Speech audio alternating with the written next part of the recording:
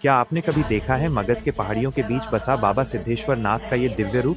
दिन के इस खूबसूरत नज़ारे और बनते हुए भव्य रोपवे के पीछे छुपा है एक ऐसा रहस्यमयी सफर, जिसकी शुरुआत तो बेला स्टेशन से दिन में हुई, लेकिन मंजिल तक पहुंचते पहुंचते रात के अंधेरे में क्या क्या हुआ, ये देखकर आप दंग रह जाएंगे। चलिए देखते हैं। वक्त बदलेगा, अंदाज बदलेगा, पर हर पल मनोरंजन का भरोसा रहेगा। आप देख रहे हैं कुमार नमस्ते।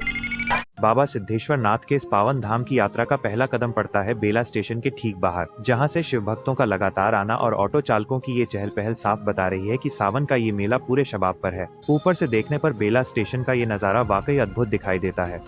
एक तरफ पटना लाइन का प्लेटफॉर्म, जहां दूर दूर से कांवरिये और श्रद्धालु लगातार पहुंच रहे हैं, तो दूसरी तरफ गया लाइन की पटरियों पर ठहरती गाड़ियां और हर तरफ फैली बाबा के भक्तों की भारी भीड़। दिन की इस चिलचिलाती धूप और चहल पहल के बीच हर कोई बस इसी आस में आगे बढ़ रहा है कि जल्द से जल्द बाबा के दर पर पहुंचकर जलधारा कर सके। लेकिन स्टेशन का ये दिन का माहौल तो सिर्फ इस पावन यात्रा की शुरुआत है। असली चुनौती और रोमांच तो तब शुरू होगा जब सूरज ढल जाएगा, चारों तरफ रात का सन्नाटा छा जाएगा और ये सफर स्टेशन से निकलकर सीधे भयानक पहाड़ियों की तरफ बढ़ेगा। आखिर उस अंधेरी रात में इस रास्ते पर क्या क्या हुआ, चलिए सीधे उसी रोमांचक सफर में चलते हैं। स्टेशन से बाहर निकलते ही भलवा रोड आता है, जहां से बराबर पहाड़ जाने का पहला मुख्य रास्ता पनारी रोड होकर मुड़ता है। ज्यादातर श्रद्धालु इसी रास्ते का चुनाव करते हैं। इसके अलावा श्रीपुर पहुंचकर नदी किनारे से जफरा गांव होते हुए भी एक सीधा रास्ता बराबर के लिए जाता है। अगर आप दूर से आ रहे हैं तो मखदुमपुर या जहानाबाद स्टेशन से भी यहां आसानी से पहुंच सकते हैं। यहां से ऑटो या बस का किराया महज 20 से 30 रुपए होता है, और अगर अपनी बाइक या गाड़ी हो तो सफर और भी आसान हो जाता है। अब दिन का ये सफर यहीं खत्म होता है और सीधे बनावर मुख्य द्वार से शुरू होता है रात का ये पावन सफर। तो चलिए प्रवेश करते हैं रात के इस भक्तिमय और अद्भुत सफर में। हम पहुंच चुके हैं सीधे बराबर पहाड़ के बिल्कुल नीचे। सामने दिख रही यही वो मुख्य सड़क है जिससे होकर आगे बाबा सिद्धेश्वर नाथ के मंदिर की चढ़ाई शुरू होगी। वीडियो को बिल्कुल भी स्किप या स्क्रॉल मत करना, क्योंकि आगे का ये रात का सफर बहुत ही अद्भुत होने वाला है। और लीजिए, अब हम पहुंच चुके हैं सीधे मेले के उस अद्भुत माहौल में, जहां चारों तरफ शिव भक्तों का जनसैलाब उमड़ा हुआ है। जैसे ही आप यहां खड़े होकर चारों तरफ नजर घुमाएंगे तो यहां का नजारा देखकर आपकी आंखें थमी की थमी रह जाएंगी। यहां एक तरफ का ये रास्ता पाताल गंगा की ओर जाता है, तो दूसरी तरफ जफरा की ओर, और ठीक पीछे वही पनारी वाला रास्ता है जिससे होकर हम यहां तक पहुंचे हैं। और ठीक सामने आप देख रहे हैं बाबा सिद्धेश्वर नाथ का ये भव्य प्रवेश द्वार। यह सफेद रंग का पुराना गेट और इसके पास का यह परिसर, जहां कभी इतिहास को संजोने वाला एक म्यूजियम भी हुआ करता था। हालांकि अब ये बंद हो चुका है, लेकिन यहाँ की फिजाओं में आज भी मौर्य और गुप्त काल का वो प्राचीन इतिहास महसूस होता है। कहा जाता है कि बराबर की ये पहाड़ियाँ महाभारत काल से जुड़ी हैं, और यहाँ का सिद्धेश्वर नाथ शिवलिंग सदियों पुराना और अत्यधिक फलदायी माना गया है।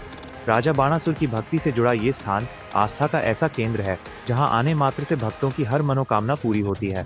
दिन भर की खामोशी के बाद रात के अंधेरे में जगमगाती ये लाइटें, ढोल नगाड़ों की गूंज और हर हर महादेव के जयकारे इस पूरे माहौल को किसी अलौकिक दुनिया जैसा बना रहे हैं।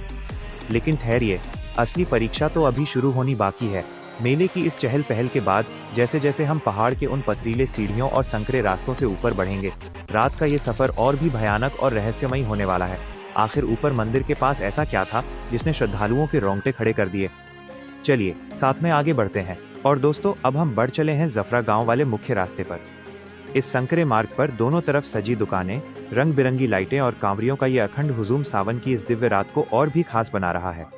जैसे जैसे आप इस रास्ते पर आगे बढ़ेंगे, आपको चारों तरफ आस्था और भक्ति का अनोखा मेल दिखेगा। दूर दूर से आए श्रद्धालु पूरी निष्ठा के साथ नंगे पांव आगे बढ़ रहे हैं। भक्तों की सुरक्षा और सहूलियत के लिए प्रशासन ने यहाँ एम्बुलेंस और मेडिकल टीमों की भी पूरी व्यवस्था कर रखी है, ताकि किसी भी कांवरिये को कोई परेशानी ना हो। रास्ते में जगमगाते भोजनालय और दुकानें हैं, जहां भक्त थोड़ी देर सुस्ताकर फिर हर हर महादेव के जयकारे लगाते हुए आगे निकल पड़ते हैं। लेकिन रुकिए, जफरा मार्ग का ये रास्ता दिखने में जितना आसान लग रहा है, आगे जैसे जैसे रात गहराएगी और पहाड़ के संकरे मोड़ों पर पथरीली चढ़ाई शुरू होगी, श्रद्धालुओं का ये धैर्य और आस्था दोनों की असली परीक्षा लेने वाला है। आखिर इस अंधेरी रात में आगे इस मोड़ पर ऐसा क्या दिखा जिसे देखकर हर कोई हैरान रह गया? चलिए देखते हैं। और जिस बात का हमें डर था वही हुआ। आगे बढ़ते ही मेले के बीचों बीच लोगों की ऐसी भारी भीड़ दिखी जिसने सबका ध्यान अपनी ओर खींच लिया। पास जाकर देखा तो पता चला कि यहाँ तो सावन के भक्तिमय गानों पर 360 डिग्री रील कैमरा और सेल्फी बूथ लगा हुआ है, जहाँ ये भाई साहब भोजपुरी गानों की धुन पर अपनी जबरदस्त रील बनवा रहे हैं, और उनका ये अंदाज देखने के लिए लोगों का जमघट लगा हुआ है। मेले की यही छटा तो इस सफर को और यादगार बनाती है। पर अब मनोरंजन का ये पड़ाव यहीं छूटता है, क्योंकि असली सफर तो अब शुरू होगा। और इसी असली सफर की ओर बढ़ते हुए हम जफरा रोड से वापस मुड़ रहे हैं, बाबा सिद्धेश्वर नाथ के उसी ऐतिहासिक सफेद मुख्य द्वार की तरफ। रास्ते में आगे बढ़ते ही नजर आते हैं पिंजरों में बंद ये सुंदर हरे भरे पक्षी, जिन्हें कोई मिट्ठू कहता है तो कोई तोता या पैरट। मेले की इस चहल पहल में इन बेजुबान पक्षियों की ये छोटी सी दुनिया भी श्रद्धालुओं का ध्यान अपनी ओर खींच ही लेती है। भीड़ भाड़ और रोशनी से जगमगाती इन दुकानों के बीच से गुजरते हुए अब हर कदम बाबा के पावन धाम के और करीब पहुंच रहा है। रात की इस गूंजती भक्ति के बीच श्रद्धालुओं का उत्साह देखते ही बनता है। लेकिन रुकिए, अब हम आ पहुंचे हैं पहाड़ की उस दहलीज पर, जहां से चढ़ाई की असली परीक्षा शुरू होने वाली है। अंधेरी रात में इन संकरे पथरीले रास्तों पर आगे बढ़ना आसान नहीं होगा। आखिर ऊपर मुख्य मंदिर के पास ऐसा क्या होने वाला है? चलिए हमारे साथ आगे बढ़ते हैं। और अब हम फिर से लौट आए हैं उसी बनावर मुख्य द्वार पर, जहां से बाबा के दर पर जाने की मुख्य सीढ़ियां शुरू होती हैं। कैमरे को दाईं तरफ घुमाते ही दिखता है पतल गंगा की ओर जाता रास्ता, और यहाँ लगातार गश्त करती प्रशासन की पेट्रोलिंग गाड़ियां ये भरोसा दिलाती हैं कि श्रद्धालुओं की सुरक्षा में कोई कसर नहीं छोड़ी गई है। प्रशासन की इस मुस्तैदी के बीच अब हम इस ऐतिहासिक सफेद द्वार के अंदर प्रवेश कर रहे हैं। आपको बता दें कि यहाँ स्थापित सिद्धेश्वर नाथ शिवलिंग को स्वयंभू माना जाता है, यानी वे किसी इंसानी हाथ से स्थापित नहीं बल्कि स्वयं प्रकट हुए थे। सदियों से रहस्यमयी मानी जाने वाली इन गुफाओं और पहाड़ियों के बीच बाबा का ये धाम कितना चमत्कारी है, इसका एहसास यहाँ कदम रखते ही होने लगता है। लेकिन असली रोमांच तो अब शुरू होने जा रहा है, क्योंकि यहाँ से आगे हर एक सीढ़ी के साथ रात का सन्नाटा गहराएगा और हमारा ये सफर सीधे ऊपर मुख्य मंदिर की ऊंचाइयों की तरफ बढ़ेगा। तो चलिए इस अलौकिक यात्रा में हमारे साथ आगे बढ़ते रहिए। और इसी अलौकिक यात्रा में आगे बढ़ते हुए अब हम मुख्य द्वार के अंदर से होते हुए सीधा सीढ़ियों के मार्ग पर आगे बढ़ रहे हैं। रास्ते में दोनों तरफ सजी ये छोटी बड़ी दुकानें इस माहौल में एक अलग ही रंग भर देती हैं। यहाँ आपको बच्चों के खिलौनों से लेकर माताओं बहनों के लिए सुंदर चूड़ियाँ, गहने और बाबा का पावन प्रसाद सब कुछ मिल जाएगा। यहीं पर श्रद्धालुओं की सुविधा के लिए सामान रखने का भी उत्तम इंतजाम किया गया है, जहां आप महज कुछ पैसे और एक टोकन लेकर अपना भारी बैग सुरक्षित जमा कर सकते हैं और वापसी में टोकन दिखाकर आसानी से वापस ले सकते हैं। प्रसादी का बाजार तो यहाँ है ही, साथ ही ऊपर मुख्य मंदिर के पास भी आपको प्रसाद की कई दुकानें मिल जाएंगी। लेकिन रुकिए, क्या आप जानते हैं कि जिस बाबा सिद्धेश्वर नाथ के दर्शन के लिए हम आगे बढ़ रहे हैं, उनका इतिहास कितना गहरा और अनसुना है। बहुत से बड़े बड़े ब्लॉगर्स और यूट्यूबर्स ने यहाँ का वीडियो बनाया होगा, लेकिन जो रहस्य और गहराई आज हम आपको बताने वाले हैं, वो शायद ही किसी ने आज तक आपको बताई होगी। कहा जाता है कि बाणासुर ने यहाँ ब्रह्मांड के सबसे गुप्त लिंगों में से एक की स्थापना की थी, जिसकी गूंज आज भी इन गुफाओं में सुनाई देती है। रात के सन्नाटे में जब हवा इन प्राचीन पहाड़ियों से टकराती है, तो यहाँ का आध्यात्मिक एहसास किसी के भी रोंगटे खड़े कर सकता है। अब हम बहुत करीब पहुंच चुके हैं उस मुख्य सीढ़ी के, जहां से ऊपर की चढ़ाई और नीचे स्थित छोटे छोटे दिव्य मंदिरों की श्रृंखला शुरू होगी। तो वीडियो के अंत तक बिल्कुल बने रहिएगा, क्योंकि इस रहस्यमयी रात की असली भक्ति और रोमांच बस अब आपके सामने आने ही वाला है। और अब हम आ पहुंचे हैं पहाड़ की मुख्य चढ़ाई के ठीक बेस पॉइंट पर। यहाँ कदम रखते ही आपको पुलिस और महिला पुलिस बल की भारी तैनाती नजर आएगी, जो यात्रियों की सुरक्षा के लिए दिन रात डटे हुए हैं। सच कहूँ तो सुरक्षा के कड़े इंतजामों के कारण यहाँ वीडियो बनाने की सख्त मनाही थी, लेकिन एक बड़े पुलिस अधिकारी सर से निवेदन और बातचीत करने के बाद ही मुझे ये वीडियो शूट करने की स्पेशल परमिशन मिल सकी। सीढ़ियों के पास ही मां जगदम्बा और अन्य देवी देवताओं के ये छोटे मंदिर हैं, जहां दर्शन करके ही श्रद्धालु ऊपर बढ़ते हैं। पर असली चुनौती तो अब शुरू होगी, जब हम इस सुरक्षा घेरे को पार कर रात के अंधेरे में उन खतरनाक सीढ़ियों पर चढ़ेंगे। तो चलिए बाबा का नाम लेकर शुरू करते हैं ये मुख्य चढ़ाई, और हर हर महादेव के जयकारों के साथ अब हमने मुख्य सीढ़ियों पर कदम बढ़ा दिए हैं। नीचे से ऊपर देखने पर तेज लाइटों के फोकस के कारण भले ही कैमरा थोड़ा धुंधला सा नजारा कैद कर रहा हो, लेकिन जैसे ही हम कुछ सीढ़ियां चढ़कर ऊपर से नीचे मुड़कर देखते हैं, तो दूर दूर तक फैली श्रद्धालुओं की कतार और यह साफ दृश्य दिल खुश कर देता है। हम काफी ऊंचाई पर आ चुके हैं। सीढ़ियों के किनारे बने इन विश्राम स्थलों में कई कांवरिये और थके हारे यात्री थोड़ी देर सुस्ता रहे हैं, लेकिन हमारा सफर यहाँ रुकने वाला नहीं है। ये तो बस सीढ़ियों की शुरुआत है। जैसे जैसे हम और ऊपर बढ़ेंगे, रास्ता और भी संकरा और रोमांचक होता जाएगा। तो चलिए चढ़ाई को जारी रखते हैं, और सीढ़ियों पर लगातार कदम बढ़ाते हुए अब हम पहुंच चुके हैं बराबर पहाड़ियों के सबसे रहस्यमयी पड़ाव सतघरवा के समीप। रास्ते में अब भी कांवरियों का हुजूम बना हुआ है, और चढ़ाई के बीच बीच में सजी ये मलाई शेक, काजू शेक और ठंडे पानी की दुकानें श्रद्धालुओं को नई ऊर्जा दे रही हैं। थके हारे भक्त यहाँ थोड़ा जलपान करते हैं और फिर बाबा के जयकारे लगाते हुए आगे बढ़ चलते हैं। लेकिन दोस्तों, जिस सतघरवा के इलाके में हम कदम रख चुके हैं, इसका इतिहास आज से लगभग 2300 साल पुराना है। मौर्य काल में महान सम्राट अशोक और उनके पोते दशरथ ने आजीविक संप्रदाय के साधुओं की तपस्या के लिए इन कठोर ग्रेनाइट चट्टानों को काटकर 7 विश्व प्रसिद्ध गुफाएं बनवाई थीं। इसीलिए इसे सतघरवा यानी 7 घर कहा जाता है। इन चट्टानों को इतनी बारीक पॉलिश दी गई है कि 2300 साल बाद भी ये शीशे की तरह चमकती हैं। कहा जाता है कि इन गुफाओं के भीतर जब कोई ओम का जाप करता है तो उसकी गूंज सेकंडों तक हवा में तैरती रहती है। रात के इस सन्नाटे में जब इन प्राचीन गुफाओं और पहाड़ियों के पास से ठंडी हवा गुजरती है तो ऐसा लगता है मानो इतिहास खुद हमसे कुछ कहना चाह रहा हो। लेकिन हमारी ये यात्रा यहीं नहीं रुकती। सतघरवा का ये ऐतिहासिक पड़ाव पार करके अब हम उस मुख्य मोड़ पर पहुंच रहे हैं जहां से बाबा सिद्धेश्वर नाथ के मंदिर का शिखर बेहद करीब नजर आने लगता है। आखिर उस मोड़ के बाद का नज़ारा कैसा था, चलिए साथ में आगे बढ़ते हैं। और उस मोड़ को पार करते ही हम आ पहुंचे हैं बराबर पहाड़ियों के सबसे पवित्र और चमत्कारी पड़ाव पर। पहाड़ के ऊपर बना ये वही स्थान है जहां 2 प्राचीन कुएं मौजूद हैं। आप देख सकते हैं एक बड़े कुएं में फव्वारे यानी झरने की व्यवस्था की गई है जहां सैकड़ों श्रद्धालु इस शीतल जल से स्नान कर रहे हैं। वहीं दूसरे कुएं से भक्तगण बाल्टी से पानी खींचकर स्नान कर रहे हैं और इसी पावन जल को अपने पात्रों में भरकर सीधे बाबा सिद्धेश्वर नाथ के जलाभिषेक के लिए तैयार हो रहे हैं। कहा जाता है कि इन कठोर पथरीली पहाड़ियों के ऊपर सदियों से मौजूद इन कुओं का जल कभी नहीं सूखता। पौराणिक मान्यता है कि इस पावन जल में स्नान करने मात्र से शरीर की सारी थकान और कष्ट दूर हो जाते हैं। भक्तों का ये स्नान और जल भरना तो पूरा हो गया, लेकिन अब यहाँ से शुरू होने वाला है रात के अंधेरे में बाबा के दरबार तक का वो सबसे दुर्गम और अंतिम चढ़ाई का सफर। आगे क्या होने वाला है, चलिए हमारे साथ बने रहिए। और कुएं से आगे बढ़ते ही जब चारों तरफ नजर घुमाते हैं तो दुकानों और रास्तों के बीच दिखता है ये अनसुलझा रहस्यमयी पहाड़, जिसका ढांचा ऊपर से हूबहू एक विशाल मछली के आकार जैसा दिखाई देता है। लेकिन क्या आपने कभी सोचा है कि बिना आधुनिक मशीनों के इन खड़ी चट्टानों पर सीढ़ियां कब और कैसे तराशी गईं? इन गुफाओं को बनने में कितने साल और सदियां लगीं? अब आगे के कुछ पलों में हम इस कुएं, सीढ़ियों और गुफाओं के वो अनसुने ऐतिहासिक राज खोलने वाले हैं जो आपको हैरान कर देंगे। चलिए आगे बढ़ते हैं। क्या आप विश्वास कर सकते हैं कि आज से करीब 2300 साल पहले, जब दुनिया में न कोई कटर था, न आधुनिक मशीनें और न ही कोई आधुनिक तकनीक, तब इन कठोर ग्रेनाइट चट्टानों के सीने को काटकर शीशे जैसी चमचमाती फिनिशिंग आखिर कैसे दी गई होगी? जी हाँ, मौर्य काल में सम्राट अशोक के दौर में बनी इन गुफाओं का सबसे बड़ा रहस्य है इनकी जादुई बनावट। इन पत्थरों को तराशने में महीनों नहीं बल्कि कई साल लगे थे। लेकिन सबसे ज्यादा रोंगटे खड़े करने वाली बात यह है कि इस गुफा के भीतर अगर कोई सिर्फ एक बार हर हर महादेव या ओम का उच्चारण करता है तो वो ध्वनि तुरंत खत्म नहीं होती, बल्कि दीवारों से टकराकर कई सेकंडों तक हवा में गूंजती रहती है। ऐसा लगता है मानो पत्थर खुद जीवित होकर मंत्र दोहरा रहे हों। प्राचीन काल की यह अद्भुत कारीगरी आज के बड़े बड़े वैज्ञानिकों को भी हैरान कर देती है। लेकिन ये रहस्य तो सिर्फ एक शुरुआत है। जैसे जैसे हम पहाड़ की और ऊंचाइयों पर बढ़ेंगे, कुछ ऐसे दृश्य सामने आएंगे जो आपकी सोच बदल देंगे। तो चलिए इस सफर को आगे बढ़ाते हैं। और सीढ़ियों पर जैसे ही कुछ कदम और आगे बढ़ते हैं तो सामने एक बेहद हैरान कर देने वाला नज़ारा दिखाई देता है। आप देख सकते हैं कि यहाँ ऊंची चट्टानों पर श्रद्धालु नीचे से छोटे छोटे पत्थर उठाकर ऊपर फेंक रहे हैं। स्थानीय मान्यताओं और पुरानी लोक कथाओं के अनुसार इन पवित्र पहाड़ियों पर मन्नत मांगकर पत्थर फेंकने की ये अनोखी परंपरा सदियों से चली आ रही है। माना जाता है कि अगर फेंका हुआ पत्थर ऊपर उस चट्टान पर टिक जाए तो बाबा भोलेनाथ भक्त की हर अधूरी मनोकामना पूरी कर देते हैं। लेकिन इन विशाल पत्थरों की कहानी सिर्फ आस्था तक ही सीमित नहीं है।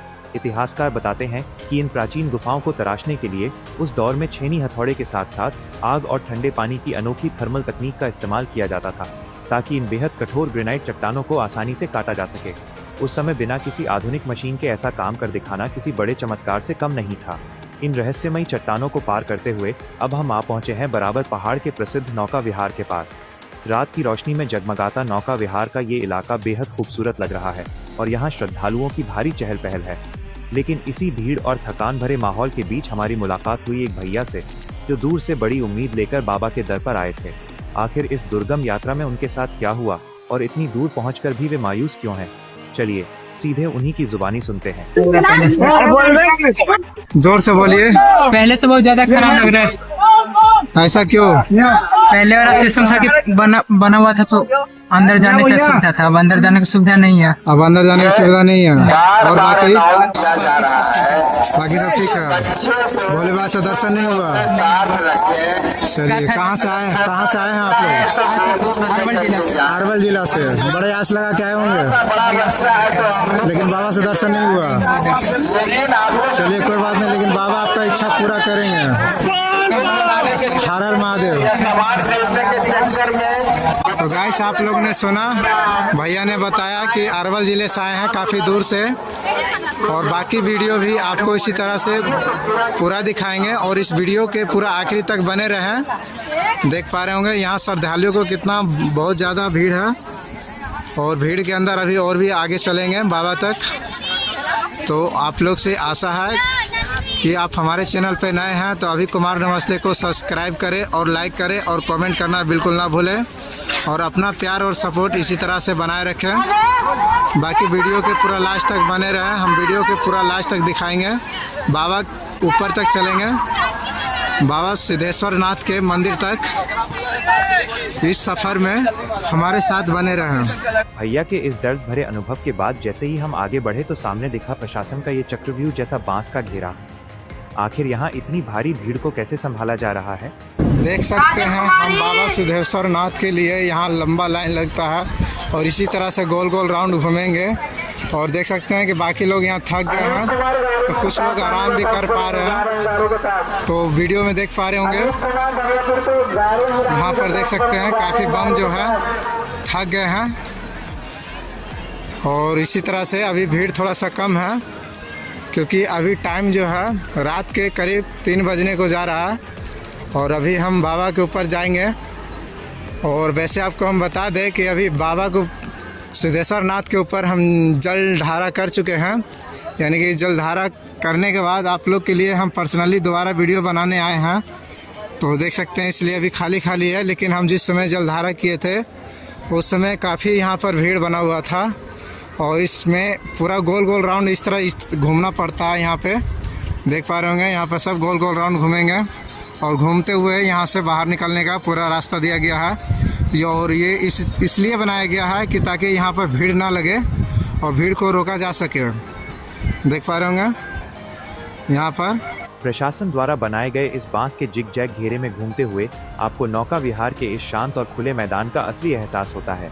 दिन के उजाले में जहां यहाँ की झील और पानी में नावों की सैर का आनंद लिया जाता है, वहीं सावन की इस पावन रात में ये पूरा इलाका लाखों कांवरियों के ठहराव का सबसे बड़ा केंद्र बन जाता है। इस ऊंचाई पर रात की बहती ठंडी हवाएं और दूर पहाड़ियों के बीच जलती ये लाइटें पूरे वातावरण को रहस्यमयी बना देती हैं।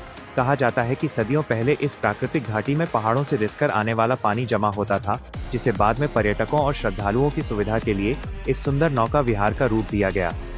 इस चक्रव्यूह जैसे घेरे को पार करते हुए हम धीरे धीरे इसके निकास द्वार की तरफ बढ़ रहे हैं, जहां से बाबा सिद्धेश्वर नाथ के मुख्य मंदिर की वो ऐतिहासिक और खड़ी सीढ़ियां बस कुछ ही कदमों की दूरी पर हैं। तो गाइस जैसा कि आप लोग देख पा रहे होंगे, अभी हम आए हुए हैं नवका विहार तक पहुंच चुके हैं, और ये बराबर पहाड़ का नवका विहार का नज़ारा आप लोग ने देखा होगा। काफ़ी यहाँ पर जो गोल गोल राउंड दिखाया जा रहा है, मतलब कि भीड़ को रोकने के लिए, तो अभी हम इससे बाहर निकलने जा रहे हैं।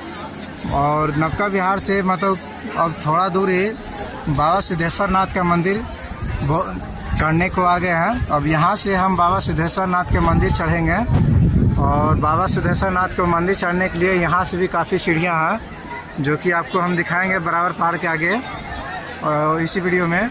और इस वीडियो के पूरा लास्ट तक बने रहें, और वीडियो को पूरा लास्ट तक देखें। और अगर आप नए हैं तो अभी हमारा चैनल को सब्सक्राइब करें, कुमार नमस्ते। तो चलिए चलते हैं आगे की ओर। और ये देखिए, रोशनी से जगमगाता हुआ यही है वो नया और भव्य प्रवेश द्वार। रात के इस घने अंधेरे में तेज लाइटों के फोकस की वजह से स्क्रीन पर आपको भले ही थोड़ा धुंधलापन दिख रहा हो, लेकिन आंखों से दिखने वाले इस धुंधलेपन के पीछे जो इतिहास और सच्चाई हम आपको बताने जा रहे हैं, वो शायद ही आज तक किसी यूट्यूबर, ब्लॉगर या मीडिया ने आपको बताई होगी। द्वार पर तैनात ये मुस्तैद पुलिस बल ऊपर जाने और नीचे आने वाले श्रद्धालुओं को नियंत्रित कर रहा है, ताकि व्यवस्था बनी रहे।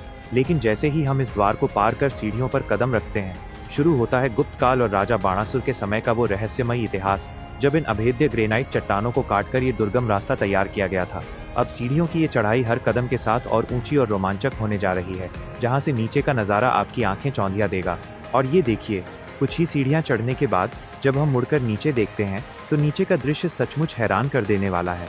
पहाड़ का ये रास्ता बेहद संकरा और पथरीला था, लेकिन श्रद्धालुओं की सुरक्षा के लिए प्रशासन और सरकार ने अब नीचे से लेकर ऊपर तक नई चौड़ी सीढ़ियां तैयार करवा दी हैं। साथ ही बीच में और दोनों किनारों पर मजबूत लोहे की रेलिंग लगाई गई है, ताकि एक तरफ से कांवरिये ऊपर चढ़ सकें। और दूसरी तरफ से सुरक्षित नीचे उतर सकें, जिससे किसी भी तरह की धक्का मुक्की या गिरने का खतरा बिल्कुल खत्म हो जाए। ऊंचाई से जब आप नीचे नजर दौड़ाते हैं तो नीचे का पूरा नौका विहार और प्रवेश द्वार रोशनी में नहाया हुआ किसी जादुई शहर जैसा चमकता दिखाई देता है। लेकिन इस चमक दमक के पीछे इन सीढ़ियों का एक सदियों पुराना रहस्य भी है। इतिहासकार मानते हैं कि गुप्त काल में जब राजा और साधु संत इस चोटी पर बाबा सिद्धेश्वर नाथ के दर्शन को आते थे, तब यहाँ कोई पक्की सीढ़ी नहीं थी। केवल नंगे पत्थरों पर बने छोटे छोटे खांचों के सहारे जान जोखिम में डालकर ऊपर चढ़ा जाता था। आज उन्हीं प्राचीन पत्थरों पर यह आधुनिक रास्ता तैयार हुआ है।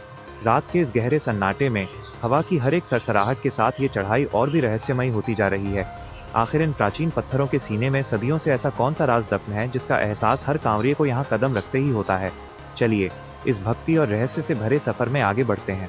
और जैसे जैसे हम आगे बढ़ रहे हैं, सीढ़ियों पर शिव भक्तों का ये जनसैलाब और भी घना होता जा रहा है। जब हम कैमरे को नीचे की ओर घुमाते हैं तो दूर तक फैला ये इंसानी समंदर और ऊपर देखने पर बादलों को छूती सीढ़ियों पर बढ़ते हजारों कांवरियों का ये अखंड तांता किसी महाकुंभ जैसा एहसास कराता है। अब हम इतनी ऊंचाई पर पहुंच चुके हैं कि नीचे का पूरा नौका विहार सिर्फ एक टिमटिमाती रोशनी का छोटा सा टुकड़ा नजर आ रहा है। सोचिए, ये वही सिद्धेश्वर नाथ की पावन चोटी है जहां प्राचीन काल में महाबली बाणासुर ने भगवान शिव को प्रसन्न करने के लिए घोर तपस्या की थी और महादेव ने स्वयं प्रकट होकर उन्हें अजेय होने का वरदान दिया था। इस दुर्गम और खड़ी चढ़ाई पर श्रद्धालुओं की मुश्किलों को आसान करने के लिए सरकार यहाँ कई सौ करोड़ रुपए का एक बेहद खास और हाईटेक मेगा प्रोजेक्ट तैयार कर रही है, जो अभी पूरा बनकर तैयार नहीं हुआ है।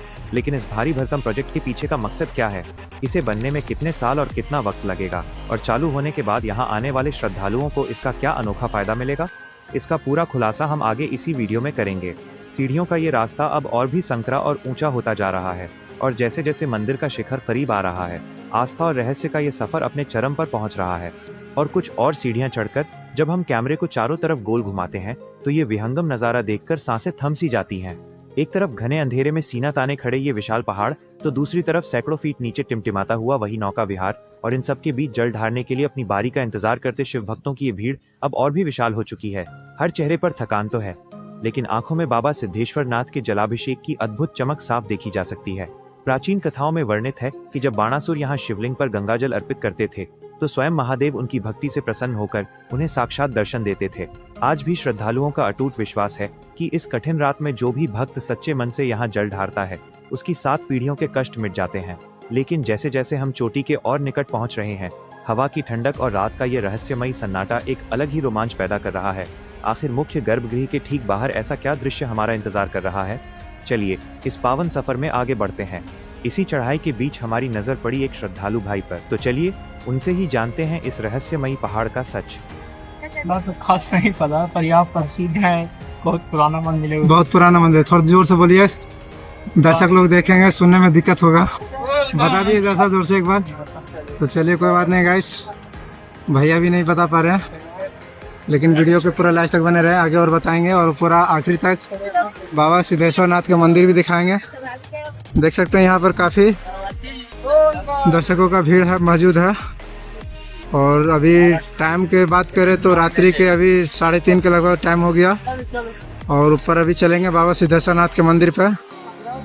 तो मंदिर पे जाने के बाद फिर दिखाते हैं बाबा का जल अभिषेक कैसे होता है।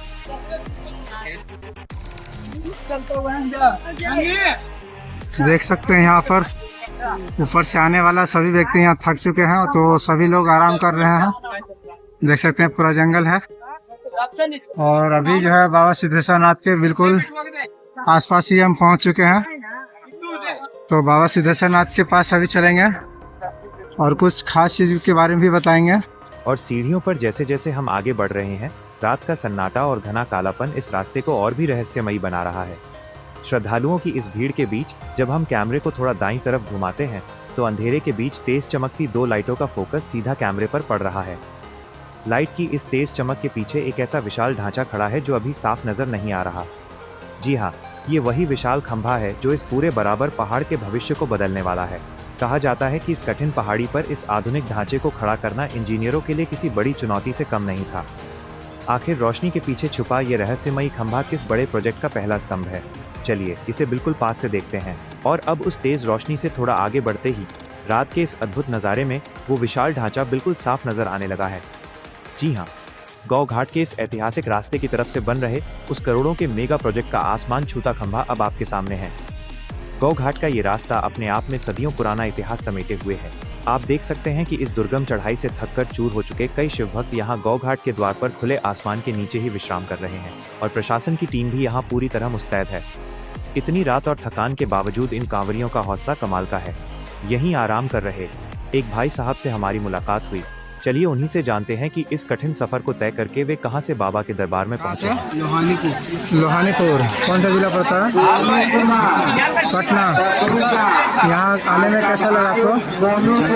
बहुत अच्छा लगा। बाबा के जल ढारा कर दिए, अभी जा रहे हैं। और कोई दिक्कत? कोई दिक्कत नहीं। पहली बार आए कि दोबारा? ये आपका 5वां हो गया। यहाँ के कुछ और इतिहास के बारे में बताएंगे? ज्यादा कुछ पता नहीं है।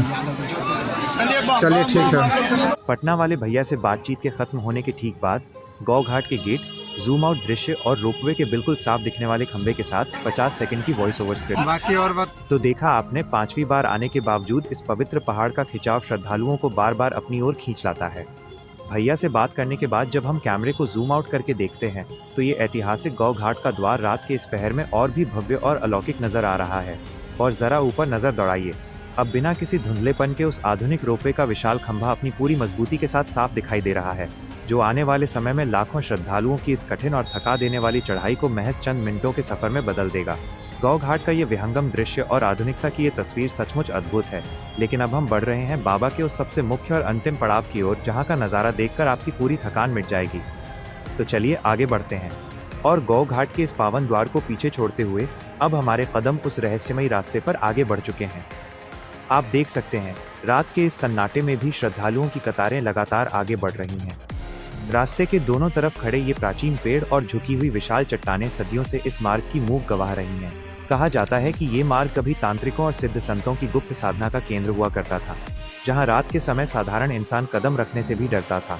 लेकिन आज बाबा भोलेनाथ के जयकारों की गूंज ने पूरे माहौल को भक्तिमय ऊर्जा से भर दिया है। हम लगातार ऊपर की ओर बढ़ रहे हैं, क्योंकि इसी संकरे रास्ते पर बस कुछ ही दूरी आगे उस आधुनिक रोपवे का मुख्य स्टेशन और प्लेटफॉर्म आने वाला है। आखिर उस प्लेटफॉर्म का दृश्य कैसा दिखता है, चलिए साथ में आगे बढ़ते हैं और उसी दिशा में कदम बढ़ाते हुए अब हम उस रास्ते पर आ चुके हैं जहां हर एक पत्थर सदियों पुरानी अनकही दास्तान समेटे बैठा है। जरा इस विशाल ग्रेनाइट चट्टान के किनारे देखिए। यहाँ पत्थर को काटकर एक छोटा सा आलनुमा मंदिर बनाया गया है और उसके भीतर स्थापित है ये अति प्राचीन छोटा शिवलिंग। रात के इस शांत वातावरण में जब रोशनी इस पावन शिला पर पड़ती है तो मन में एक अजब सी श्रद्धा और सिहरन पैदा हो जाती है। सदियों पहले जब यहाँ कोई पक्की सीढ़ियाँ नहीं थीं, तब दूर दराज से आने वाले अघोरी और साधु संत इसी छोटे शिवलिंग के सामने ध्यान लगाकर अपनी कठिन साधना शुरू किया करते थे। लेकिन दोस्तों, जिस रास्ते पर आज हम चल रहे हैं, इसका इतिहास सिर्फ पूजा पाठ तक सीमित नहीं है। यह पूरा बराबर पहाड़ महाभारत कालीन इतिहास से जुड़ा हुआ है। पौराणिक ग्रंथों के अनुसार ये वही पावन क्षेत्र है जहां महाबली बाणासुर ने भगवान महादेव को अपने कठोर तप से प्रसन्न किया था। कहा जाता है कि बाणासुर के 1000 हाथ थे और वे हर रोज इन्हीं बीहड़ पहाड़ियों पर नंगे पांव चढ़कर महादेव का जलाभिषेक करते थे। बाणासुर की इसी भक्ति से प्रसन्न होकर स्वयं शिवजी ने यहाँ सिद्धेश्वर नाथ के रूप में वास किया। जब हम इन घुमावदार और टेढ़े मेढ़े रास्तों पर ऊपर बढ़ते हैं तो पैरों के नीचे आने वाले इन कठोर पत्थरों की बनावट देखकर कोई भी हैरान रह जाएगा। इतिहासकार मानते हैं कि गुप्त साम्राज्य के राजाओं ने इस मंदिर के संरक्षण के लिए यहाँ कई गुप्त कोठरियाँ और सुरक्षा चौकियाँ बनवाई थीं। आक्रमणकारियों के दौर में जब कई प्राचीन मंदिरों को नुकसान पहुँचाया जा रहा था, तब इन दुर्गम और ऊंची पहाड़ियों ने ही बाबा सिद्धेश्वर नाथ के इस पावन शिवलिंग को सदियों तक सुरक्षित रखा। इस संकरे रास्ते के दोनों तरफ मजबूत रेलिंग लगाई गई है, लेकिन इसके पीछे की खड़ी ढलान आज भी यह एहसास कराती है कि पुराने जमाने में इस चोटी तक पहुंचना अपनी जान हथेली पर रखने जैसा था। रात की बहती सर्द हवा और कांवरियों के मुख से निकलता बोल बम का नारा हर कदम के साथ थकान को मिटा देता है। अब इन टेढ़े मेढ़े रास्तों और ऐतिहासिक चट्टानों को पार करते हुए हम बिल्कुल उस मोड़ पर आ पहुंचे हैं, जहां से उस आधुनिक रोपवे के मुख्य प्लेटफॉर्म का विशाल और भव्य ढांचा ठीक हमारी आंखों के सामने आने वाला है। आखिर वह प्लेटफॉर्म कैसा दिखता है, चलिए सीधे उसी के सामने चलते हैं। और ये देखिए, जिस आधुनिक मेगा प्रोजेक्ट की हम बात कर रहे थे, अब हम सीधे उसी रोपवे के मुख्य प्लेटफॉर्म के ठीक सामने आ चुके हैं। स्क्रीन पर आप साफ देख सकते हैं कि लोहे के भारी भरकम एंगल, कंक्रीट के बड़े पिलर और आधुनिक मशीनें यहाँ लगाई जा चुकी हैं। सीढ़ियों से लेकर ऊपरी शेड तक का पूरा ढांचा लगभग आकार ले चुका है। सावन के इस पावन महीने में लाखों श्रद्धालुओं की भारी भीड़ और सुरक्षा को ध्यान में रखते हुए फिलहाल निर्माण कार्य को कुछ दिनों के लिए रोक दिया गया है। लेकिन पूरी उम्मीद है कि इसी साल यानी 2026 में सावन बीतते ही इसका बचा हुआ काम पूरा करके इसे चालू कर दिया जाएगा। अनुमान के मुताबिक जब ये रोपवे शुरू होगा तो इसका किराया करीब 80 रुपए से 120 रुपए के बीच हो सकता है, जिससे बुजुर्गों और बच्चों के लिए ये कठिन चढ़ाई मिनटों का सफर बन जाएगी। इस विशाल प्लेटफॉर्म के बिल्कुल बगल में सजी हैं बेलपत्र, फूल माला और प्रसादी की वो खूबसूरत दुकानें, जहाँ से भक्त बाबा के दरबार के लिए पूजन सामग्री ले रहे हैं। चलिए उस तरफ का माहौल देखते हैं। और प्लेटफॉर्म से आगे बढ़ते ही रास्ते के किनारे कतार से सजी हैं ये रंग बिरंगी फूल और बेलपत्र की पारंपरिक दुकानें। स्क्रीन पर आप देख सकते हैं बाबा भोलेनाथ के प्रिय धतूरे, मदार, ताजे लाल सफेद फूल और कतार में टंगे सुगंधित मोगरे के भव्य हार। स्थानीय लोग रात भर जागकर खुद अपने हाथों से ये पूजा सामग्री तैयार कर रहे हैं। शास्त्रों में मान्यता है कि इन बीहड़ पहाड़ियों पर मिलने वाले जंगली बेलपत्र और ताजे फूलों से जब बाबा सिद्धेश्वर नाथ का श्रृंगार होता है तो महादेव हर भक्त की मनोकामना तत्काल स्वीकार करते हैं। भक्त यहाँ से फूल माला लेकर आगे बढ़ रहे हैं और ठीक इसी के बगल में सजी हैं गर्मा गर्म प्रसादी की वो मशहूर दुकानें। चलिए देखते हैं वहाँ का नजारा। और ये देखिए चारों तरफ सजी हैं पेड़े, बताशे और सूखे मेवों से भरी प्रसादी की ये जगमगाती दुकानें। भक्त यहाँ से अपनी थाली सजा रहे हैं क्योंकि बस कुछ ही सीढ़ियों की दूरी पर बाबा सिद्धेश्वर नाथ का मुख्य धाम आ चुका है। और ये देखिए इन अंतिम सीढ़ियों को पार करते ही हम आ पहुंचे हैं बाबा के मुख्य दरबार में। अब आप भी खो जाइए इस अलौकिक दर्शन और भोलेनाथ की इस पावन भक्ति में। और रोशनी से जगमगाती इन स्टील की जालियों के पीछे छुपा है बाबा सिद्धेश्वर नाथ के इस पावन प्रांगण का सदियों पुराना गहरा इतिहास। श्रद्धालुओं की भारी भीड़ और पुलिस की कड़ी सुरक्षा के बीच अब हम मंदिर के मुख्य द्वार से सीधे भीतर प्रवेश कर चुके हैं। सामने का दृश्य रोंगटे खड़े कर देने वाला है, जहां एक तरफ गर्भगृह का मुख्य प्रवेश द्वार है तो दूसरी तरफ निकास द्वार। भारी भीड़ के कारण शिवलिंग तक सीधा जाना संभव नहीं है, इसलिए देवघर के चौंगा की तरह यहां पारंपरिक सूप की विशेष व्यवस्था की गई है, जिससे बाहर से ही चढ़ाया गया गंगाजल और बेलपत्र सीधे बाबा के पावन शिवलिंग पर अर्पित हो जाता है। सदियों पुरानी आस्था और बाणासुर की इस तपोभूमि पर गूंजते हर हर महादेव के जयकारों के साथ अब आप भी सीधे जुड़िए बाबा सिद्धेश्वर नाथ के इस दिव्य और अलौकिक दर्शन से।